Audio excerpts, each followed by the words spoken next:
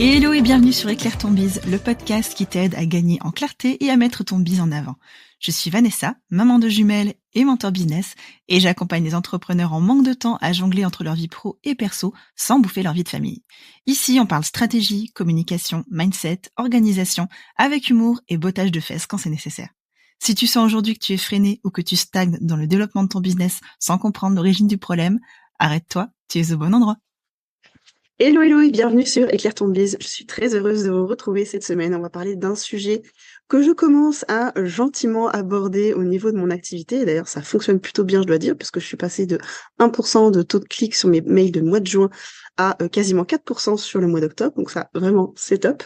Et grâce à qui? Grâce à PB Poncelin, qui a fait une super formation qui s'appelle Email Rockstar. Donc on va vous parler aujourd'hui. PB, hello, comment ça va? Hello Vanessa, ça va super, et toi? Écoute, ça va très bien. Je suis ravie de t'accueillir aujourd'hui. Ça fait vraiment longtemps que je me disais que si j'invitais quelqu'un pour le copywriting, ce serait toi. Donc, je suis très contente que tu sois là aujourd'hui. Je suis super content d'être là également aujourd'hui. Ça me fait trop plaisir qu'on puisse enregistrer ça. Et félicitations pour les résultats de tes emails. C'est excellent, passer de 1 à 4%. Merci. Ouais, franchement, je suis contente. J'ai regardé mon mail qui a été envoyé hier. J'ai eu 3,95%. Je me suis dit, yes, belle victoire. Excellent. Et donc, du coup, Pébé, aujourd'hui, on est là pour parler un peu copywriting avec toi. Est-ce que tu peux te présenter un peu à l'audience et expliquer, mais du coup, quoi est-ce que je recommande toi pour parler de copywriting? Ok. Alors, donc je suis PV Poncelin pour Pierre Baptiste, né en l'an de grâce 1992. J'aime le comté, regarder la mer et aller au spa. C'est important que je le précise parce que c'est prioritaire par rapport au business. Et pourquoi? Probablement, j'imagine, tu m'invites pour parler de copywriting parce que j'ai été copywriter pendant environ 3-4 ans avant de lancer mon propre business d'accompagnement de formation. J'ai travaillé avec plusieurs des leaders de l'industrie de la formation en ligne, surtout, principalement, que ce soit des Postadem, des Romain Collignon, des Kiffe ton cycle. Chloé Bloom aussi, j'ai pu former à un moment ces équipes, c'était super stylé. Bref, du coup, j'ai été ce copywriter. J'espère avoir apporté de beaux résultats à mes clients. En tout cas, pour beaucoup, ils étaient satisfaits. Donc, j'imagine que c'est pour ça que je suis là aujourd'hui. Ouais, c'est exactement ça. Je sais que dans mon audience, les personnes qui me suivent en général, elles aiment les choses qui sont vraiment concrètes et actionnables. Et je sais que toi, c'est exactement ce que tu fais. Donc, je pense que cet épisode de podcast va être plein de pépites. Trop bien, j'ai trop hâte. C'est parti. Donc, du coup, je vous recommande, comme d'habitude, une première écoute tranquillement quand vous faites vos activités, pendant que vous écoutez le podcast. Mais n'hésitez pas à revenir sur l'épisode. Je sais déjà qu'il y aura des choses sur lesquelles vous allez vouloir revenir et prendre des notes. Donc, écoutez-le une première fois et revenez l'écouter une deuxième. Moi, ça multiplie mes écoutes et vous, ça vous aide. Ok, c'est parti. Bon alors, PB, commençons par le commencement. Le copywriting, on est d'accord que c'est une technique d'écriture pour mieux vendre. Alors, on peut dire ça, mais c'est pas forcément ce avec quoi je suis 100% d'accord. Il y a beaucoup de gens qui vont effectivement dire le copywriting, c'est l'art d'écrire pour vendre. Ok, ça fait partie du truc, on va dire. Maintenant, pour moi, le copywriting, c'est vraiment le fait de prendre un besoin existant chez un être humain et de le canaliser vers un produit. Et ça va souvent se faire par l'écriture. Mais ça peut aussi se faire juste par du visuel. Tu auras quand même besoin derrière d'un copywriter qui va avoir une idée et qui va dire, voilà le besoin, la personne elle a envie de se faire une grosse bouffe dégueulasse, on va mettre un gros Big Mac sur une affiche et ça va lui donner envie d'aller chez McDo, tu vois. Ça, c'est du copywriting. Ok. Mais du coup, on est quand même là aujourd'hui pour parler plutôt texte de vente avec toi. Bien sûr, Je pense que ça va de c'est... soi. Donc, 80% bon, du si t'es d'accord copywriting avec ce sera quand même principe-là, écrit. ça va. Oui, oui, oui. Bon, ça va. Donc, du coup, pour bien démarrer un texte de vente, tu seras d'accord, je suppose, pour dire qu'il faut commencer par une bonne accroche. Qu'est-ce qui fait une bonne accroche pour toi? Une bonne accroche, c'est lorsque il y a une phrase qu'on dit qui est, c'est lorsque tu rejoins le discours que le prospect est déjà en train d'avoir dans sa tête. C'est-à-dire que le prospect, il est dans sa vie, donc la personne à qui tu veux vendre, elle est dans sa vie, en train de penser à des trucs, probablement qui concernent un problème qu'elle a. Et pour faire une bonne accroche, tu vas rejoindre cette discussion, en fait, qui est en train d'avoir lieu aujourd'hui dans sa tête. Genre, ah, putain, j'en ai marre que mon chien, par exemple, me réveille la nuit tous les matins, toutes les nuits, du coup. Il vient me voir pour pisser à 5 heures du mat.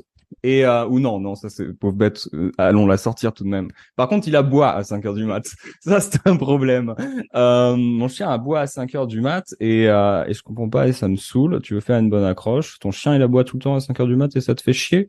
Voilà, à peu près comment tu rejoins la discussion qui a lieu dans la tête du prospect. Et est-ce que tu as des astuces, du coup, pour trouver la phrase qui va vraiment captiver l'audience? Oui. Je vais essayer de t'en sortir 3. Je vais essayer d'improviser 3 astuces pour captiver ton audience. La première, c'est du coup, très bien les connaître, en fait. Tu pars vraiment de ta connaissance de l'avatar. Donc, tu vas leur poser des questions. Nous, une question qu'on pose souvent dès qu'on rejoint nos programmes, dès que tu t'inscris à ma liste email, c'est qu'est-ce qui t'a motivé à faire ce qui vient de se passer? Donc, qu'est-ce qui t'a motivé à t'inscrire à ma liste email? Qu'est-ce qui t'a motivé à rejoindre tel programme? Là, la personne va me le dire. Et là, je peux choper directement ce qui se passe de chaud, de dur dans la tête du prospect que je peux réutiliser dans un titre ou dans une accroche. Ça, c'est le premier élément. Deuxième élément que je peux te donner pour écrire une bonne accroche, c'est d'y ajouter évidemment un élément de curiosité. Comment tu rajoutes un élément de curiosité? Tu vas soit poser une question simple, basique, efficace quand on a la flemme. Moi, ce que j'aime bien faire souvent sur les sujets d'email, c'est juste rajouter un point d'interrogation à la fin. Tu vois, Hier, mon sujet d'email, c'était canard en plastique. Au début, j'avais mis canard en plastique sans point d'interrogation. Je me suis dit, ça manque un peu de curiosité tout de même cette histoire. J'ai rajouté un point d'interrogation. Canard en plastique. Ça ouvre une boucle dans la tête de la personne qui lit, qui va se dire putain qu'est-ce que c'est les histoires en fait. J'ai besoin d'avoir la réponse à cette question canard en plastique. Donc je vais cliquer. D'autres moyens d'ajouter de la curiosité, c'est tout simplement de pas donner totalement l'information que tu veux dire dans ton accroche. Donc souvent on va utiliser le ça, c'est dit ah. Tiens, est-ce que je peux te donner un exemple? Si j'avais su ça avant, j'aurais pas fait faillite, tu vois. Par exemple. Ok, qu'est-ce que c'est le ça? Ça, c'est dans les titres. C'est pas totalement dans les accroches d'email. Les accroches d'email, c'est le deuxième élément. Par exemple, dans les emails, c'est le deuxième élément où tu captes l'attention au début et où tu engages le prospect sur son problème. Et ça, c'est un peu la troisième chose pour faire une bonne accroche. Parle directement au prospect de son problème dans ta première phrase ou alors viens le tacler sur un de ses désirs. Je te donne un exemple. Hier, j'ai été chez Ikea et c'était une expérience catastrophique. Ok, là tu viens me choper sur la curiosité, catastrophique. Tu me chopes sur le biais de négativité. Le biais de négativité, c'est quoi? C'est que les gens adorent les trucs négatifs parce que l'être humain est mal foutu.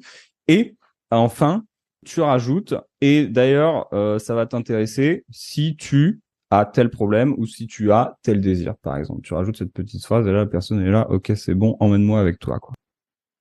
Top. Plein d'exemples hyper concrets.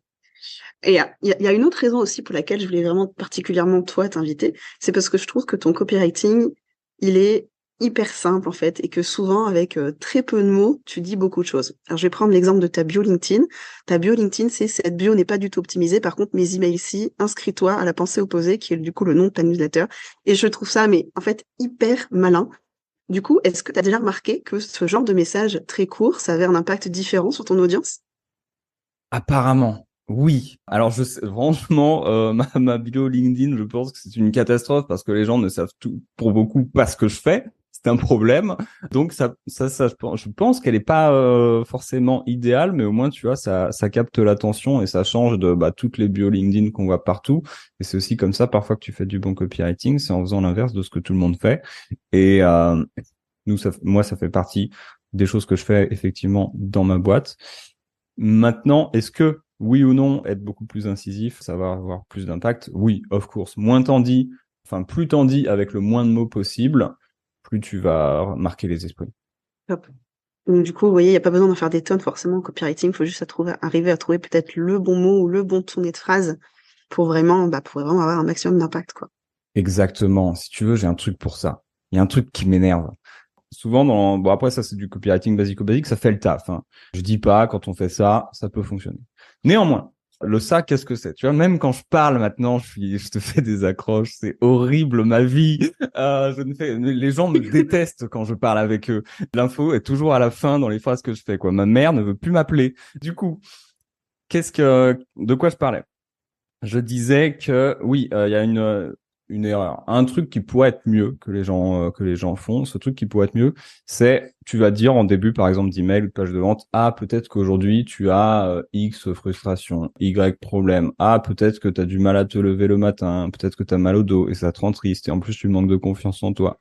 Tout ça, c'est des choses qui font le taf, qui sont OK sur une page de vente où derrière tu fais justement des efforts dans tes emails pour que ce soit plus spécifique et que ça vienne plus taper les gens. Maintenant, moi, il y a un truc que justement pour rejoindre ce que tu dis sur le fait de trouver le petit angle qui tabasse, c'est ce que j'appelle l'ISF. L'ISF, c'est quoi? C'est l'instant suprême de frustration. Rien à voir avec les impôts, sauf quand justement tu reçois ton ISF et que du coup t'as le seum. Qu'est-ce que c'est l'ISF? C'est ce moment ultra spécifique et précis que tu peux trouver grâce à ChatGPT. Je crois que toi, tu as des outils stylés pour ça, d'ailleurs, dans la vie de ton prospect. C'est ce moment vraiment granuleux où tu vas dire, OK, c'est le moment où le matin, tu passes devant le miroir et tu vois que, putain, si je peux te donner un exemple beaucoup plus spécifique que ça, c'est pas facile.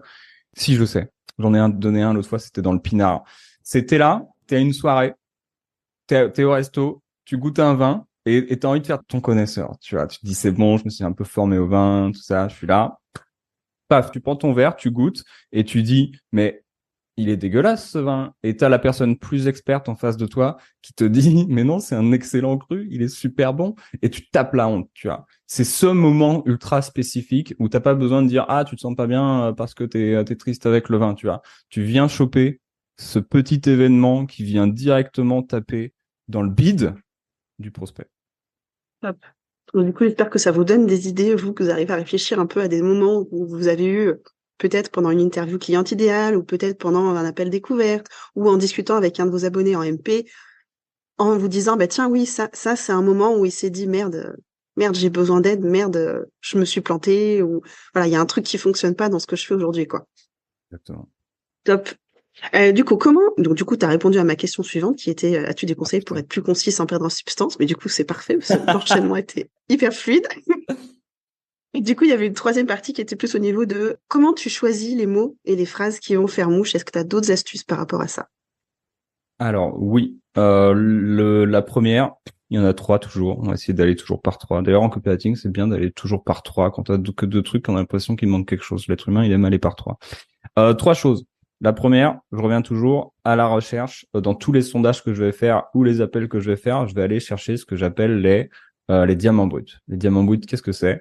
C'est quand la personne, elle te balance un truc tellement imagé, tellement fou, que tu te dis, mais alors ça, il faut que je l'utilise. Un exemple. Quand on a travaillé avec Kiffe ton cycle, on a fait une accroche qui reste, moi, une accroche qui est dans mon cœur forever et qui a été écrite du coup par quelqu'un qu'on connaît pas, tu vois. Parce qu'on avait fait ça dans l'agence et on avait juste récupéré un peu du verbatim client et la personne nous disait dans son sondage, après avoir fait cette formation, en fait, j'avais hâte d'avoir mes règles. Et nous, quand on a vu ça, on s'est dit, putain, c'est la best accroche. Pourquoi? Parce que c'est totalement contre-intuitif et c'est les mots du prospect. Donc, c'est notre titre. Donc, 1, la recherche. 2, pour moi, des mots aussi, quand c'est le mot exact, ça va être aussi ce que les gens, effectivement, disent dans les sondages. Encore une fois, si ils disent client et pas prospect, ben on va dire client et pas prospect, tu vois. On va essayer au maximum parler aux gens avec leurs mots. S'ils comprennent pas ce qu'on dit, ça va pas le faire.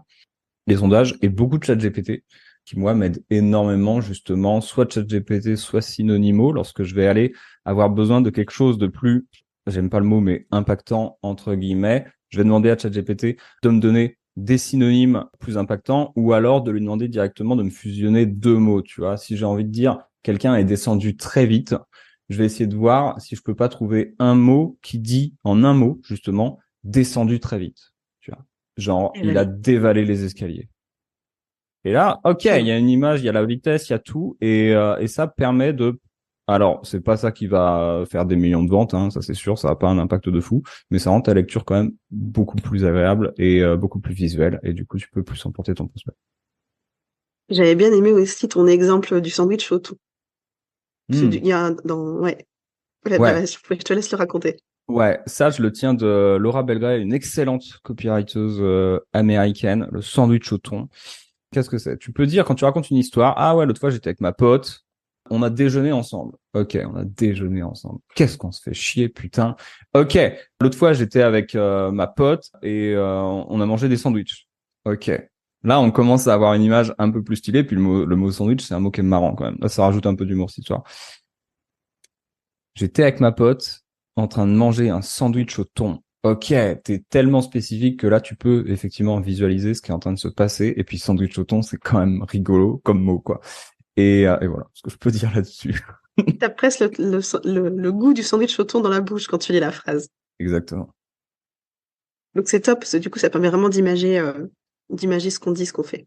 Est-ce qu'il y a des mots et des expressions qui ont plus de pouvoir que d'autres en copywriting? Oui, il y en a plein. Je dois t'avouer que moi, pour ça, je suis un mauvais copywriter parce que je me rapporte très peu souvent à eux. Mais t'as une liste de mots qui font péter des plombs aux gens. Tu vois, t'as tout ce qui va être le mot gratuit, le mot qu'est-ce qu'on a d'autre c'est une bonne question. Moi, je suis un peu partisan de ne pas trop me pencher sur les mots, mais plus me pencher sur le global. Des mots effectivement très spécifiques qui vont plus attirer l'attention que d'autres, qui vont plus parler à tes prospects que d'autres. Là, j'aimerais beaucoup t'en donner, mais j'en ai pas du tout qui me viennent parce que à chaque fois, moi, je me prends pas la tête, j'écris mon machin parce que le problème, c'est que quand on veut aussi trop optimiser, bah, tu te retrouves à faire des emails. Un email te prend 6 heures ou un post LinkedIn te prend 3 heures, tu vois.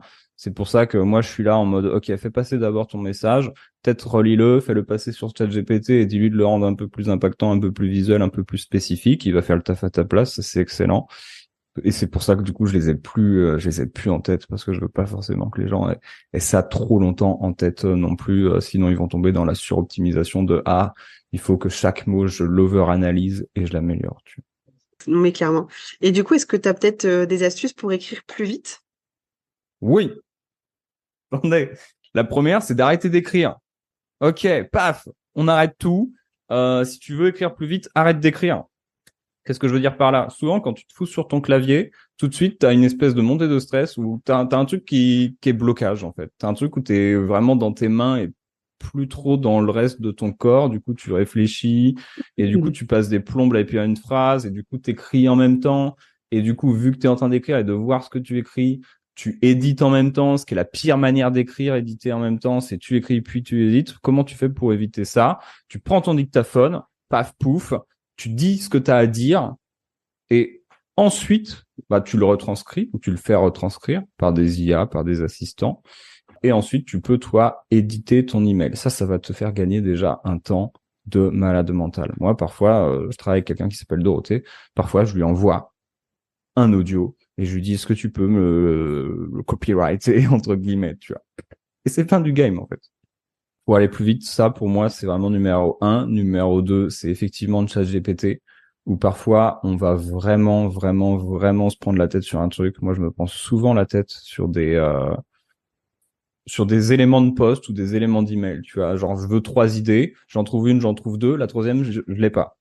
Soit, je passe 10 minutes à réfléchir comme un connard et à pas trouver, soit j'ouvre ChatGPT et je lui dis, voilà ce que j'ai écrit, j'ai pas d'idée pour le troisième élément, aide-moi, donne-moi 3 idées, soit spécifiques, et enfin, donne-moi une idée pour le numéro 3, soit spécifique, fais-moi déjà 10 propositions, tu vois. Et puis je vais lui demander de me faire des propositions jusqu'à ce que j'ai quelque chose qui soit pertinent. C'est ça. Et vous pouvez écouter l'épisode d'il y a 2 semaines, où je vous mettrai dans la description de l'épisode, je crois que c'était le numéro 43, où je vous expliquais justement, moi, les 25 manières que j'ai d'utiliser ChatGPT au quotidien. Je parlais justement du copywriting et du fait que, voilà, plutôt que des fois de réfléchir pendant 3 heures à ce que je vais faire et d'aller chercher la petite bête et de me dire, tiens, je sais pas. En fait, j'ai supprimé toutes les phases de réflexion à vide dans mon activité pour gagner énormément en productivité. Toutes ces phases de réflexion, c'est ChatGPT qui me prémâche le travail. Donc vraiment, je vous invite à l'utiliser comme ça au quotidien. Ça va vraiment vous aider à gagner du temps, y compris dans le copywriting, mais surtout dans votre productivité au quotidien. C'est clair, c'est trop bien ça. Ouais, ChatGPT, trop bien. Et une petite question qui n'a rien à voir, est-ce que tu as la version 3.5 ou la version 4? Bah, je dois avoir la version 4, je paye, donc je crois que c'est la Oui. version 4, ça. Ok. Ouais. T'as remarqué une différence? Je sais pas, j'utilise pas la 3.5. Bah moi, je vous le dis, j'ai remarqué la différence. Donc, n'hésitez pas à utiliser la 4 aussi. Franchement, pour 20 € par mois, ça vous fait une assistante virtuelle hyper compétente. Donc, C'est clair. c'est une bonne dépense. Est-ce que tu aurais des exemples précis d'un moment où tu t'es dit, tiens, ça, c'était vraiment le mot qui a fait la différence? En termes de conversion, non, je l'ai pas. Il y a des éléments qui sont importants, par contre, légalement parlant. Je peux t'en parler dans un instant, mais juste avant, en tout cas, je sais que les mots qui ont fait la différence, quand je reçois des gens qui réagissent à mes emails, c'est quand c'est des trucs marrants, tu vois. C'est toujours les Ouais. mots un peu à la con, ça fait réagir les gens, genre là, justement, l'histoire des canards en plastique. Bah, j'ai pas eu trop de réponses sur les canards en plastique. Je suis franchement déçu parce que c'est ChatGPT qui m'a glissé en plus cette vanne. Moi, je l'avais pas. Puisque je disais dans une phrase, ouais, il y a des gens qui te recommandent de faire des webinaires, des challenges, 3 masterclass et une reconstitution de la bataille de Waterloo avec des canards en plastique. Ça, c'est ChatGPT qui me l'a dit et j'ai trouvé ça extrêmement drôle. Ça a pas fait réagir les gens, apparemment. Donc, je suis plutôt déçu de la performance. Mais en tout cas, ouais, certains mots spécifiques vont effectivement plus faire réagir les gens quand il est question de les faire un peu marrer. Ça, c'est clair. Quand il est question de vendre, je saurais pas te dire parce que j'ai pas vraiment de feedback sur, OK, la personne, quand elle est en train de lire, qu'est-ce qui la marque. Néanmoins, il y a un autre truc important à savoir sur les mots. Par contre, surtout s'il y a des gens dans la santé qui te suivent, c'est qu'on peut pas dire tout et n'importe quoi, surtout dans la santé. C'est-à-dire qu'en termes de copywriting, c'est encore un peu le Far West en France. On va pas se mentir. Ce que je veux dire par là, c'est que légalement parlant, il y a des trucs qu'on n'a pas le droit de dire. Ou on va se faire attaquer en justice par des gens, en fait. Donc, c'est pas le but. Et notamment, tout ce qui va être soigner, le vocabulaire du soin, est vraiment, vraiment, vraiment au maximum à proscrire sur les segments santé, à moins d'être médecin, pour la simple et bonne raison qu'on n'a pas le droit de dire ces choses-là aux gens. Voilà. Non, c'est un bon rappel parce que j'ai beaucoup de naturopathes, de thérapeutes et autres énergéticiens, etc. dans mon audience, donc c'est un bon rappel.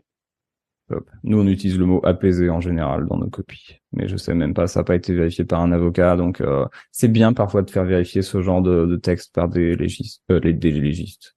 Des légistes? Non, pas des légistes. Des avocats et des... Putain, c'est quoi le deuxième mot? Et des gens qui font de la législation. Mais je pense que c'est des légistes. Ok, ça doit être ça. Tu me mets le doute, du coup, j'ai peur que ce soit les médecins Ouais. légistes. Du coup, c'est Bah vraiment pas la oui, même c'est pour chose. ça que je pense à ça. Bon, bref, donc du coup, faites vérifier vos textes, surtout si vous êtes dans la santé. Faites pas n'importe quoi. Ouais, c'est clair. Dernière partie, du coup, on va essayer de parler plutôt de format. Est-ce que tu vas écrire différemment en fonction du format que tu utilises pour ton audience? Si tu fais un mail ou si tu fais un post ou... Ouais, je vais pas le faire intentionnellement. Bizarrement. Mais disons que je sais à peu près l'espace que j'ai pour écrire, donc le ton que je peux avoir. Tu vois, quand je vais faire un tweet, je vais faire un tweet. Un tweet, c'est quoi? 50 caractères, je sais plus, un truc comme ça. Et du coup, moi, mes tweets, ils partent ensuite sur Instagram et sur LinkedIn. Et là, je sais que du coup, le ton va pas forcément être le même que dans un email où je vais avoir plus d'espace. Donc, la manière de m'exprimer va pas être 100% la même parce que je peux pas m'amuser à faire des vannes dans tous les sens avec 50 caractères. Et il y a aussi émotionnellement, après c'est très personnel ça, émotionnellement moi une intention différente qui part entre les emails et les contenus, où les contenus, j'arrive souvent d'un truc en mode je vais te puncher la gueule en fait. Tandis que sur les emails, je vais un peu te puncher la gueule aussi, mais je vais être beaucoup plus éducatif et moins rentre dedans, par exemple. Ouais. C'est vrai que sur tes emails, il y a plus une trame et à la fin, on se prend un pétage de gueule. Ouais, Alors que sur les réseaux sociaux, on se prend le pétage de gueule et puis c'est tout. exactement. Le reste est induit. C'est ça. Ouais. Top. Écoute, c'était ma dernière question, PB, alors merci. Est-ce que tu aurais des choses à rajouter pour améliorer le copywriting de mon audience? On pourrait t'en parler pendant des heures, mais vraiment, avant le copywriting, souvent, c'est vrai qu'on a tendance à se concentrer beaucoup là-dessus, à se dire oui, si ça vend pas, c'est parce que j'ai un mauvais copywriting. Non, si ça vend pas, c'est soit parce qu'il y a un problème d'offre, soit parce qu'il y a un problème d'audience en face de l'offre. Soit tu fais une offre qui est canon, mais les gens en face, c'est pas les bons à qui leur faire. Soit tu as les bonnes personnes en face de toi, tu as une bonne audience qui est prête à acheter, mais tu leur proposes un truc, ils s'en branlent. Commence déjà par travailler ça, parce que le copywriting, ça va sublimer tes ventes, en fait. C'est-à-dire que si tu arrives pas à vendre avec une page qui dit juste, voilà ma promesse, voilà mon produit, voilà son prix, t'arriveras pas à vendre avec des tartines et des tartines et des tartines de mots. Donc, il faut d'abord commencer par ça. Et j'ai tendance à croire qu'en plus, toi, c'est quelque chose avec lequel tu aides les entrepreneurs à faire ça. Un petit peu, ouais. C'est vrai qu'il y a moyen que si vous vous sentez appelé par ce que vient de dire PB, il y a moyen que je puisse vous aider. Je pense que vous avez entendu parler de Strategic Day un peu sur ce podcast ces derniers mois. Donc, vous savez un peu de quoi je parle. Mais oui, clairement, je ne peux que être d'accord si la base client idéal plus offre n'est pas validée. C'est sûr que le copywriting, il servira à rien. Exactement. Du coup, moi, j'avais quand même envie de recommander à mon audience de suivre Email Rockstar. Est-ce que tu pourrais parler un petit peu de cette formation? Ouais, bien sûr. Comment te pitcher Email Rockstar? Email Rockstar, c'est notre formation pour construire une liste email ou développer une liste email si tu en as déjà une, ou la construire si tu n'en as pas déjà, la remplir de prospects qualifiés dedans. Mais surtout, ensuite, écrire et envoyer des emails qui vont faire kiffer tes prospects et surtout qui vont vendre sans être en mode vente ultra hardcore de achète mon produit, achète mon produit, achète mon produit, tu vois.